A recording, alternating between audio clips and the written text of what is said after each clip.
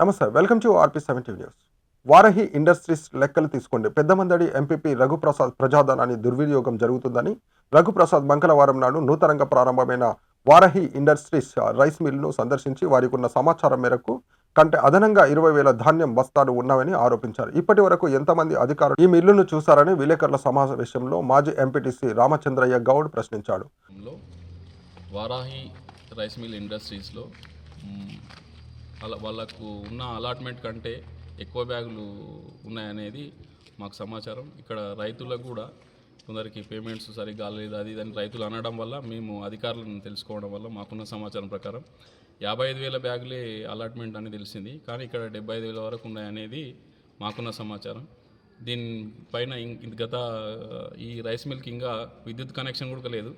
ఏ విధంగా అలాట్మెంట్ ఇచ్చింది అనేది ఒకటి అధికారులను మేము సూటిగా ప్రశ్నిస్తున్నాము మీ పత్రికా మిత్రుల ద్వారా.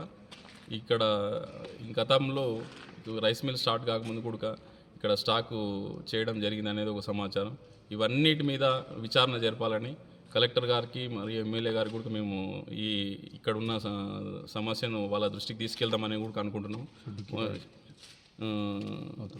అవతల షెడ్డు కూడా కిరాయి తీసుకుని అక్కడ కూడా స్టాకు ఏర్పాటు చేసింది. దాని గురించి కూడా అధికారులు విచారణ జరపాలని కోరుకుంటూ, ఇంకా ఈ పై అధికారులకు, అన్ని విజిలెన్స్ అధికారులకు అందరికీ ఇక్కడ నిజ నిదానం వాస్తవాలు ప్రజలకు అందరికీ తెలపాలని కోరుకుంటూ నేను పెద్దమందడి ఎంపీపీగా కోరుకుంటున్నాను, డిమాండ్ చేస్తున్నాను.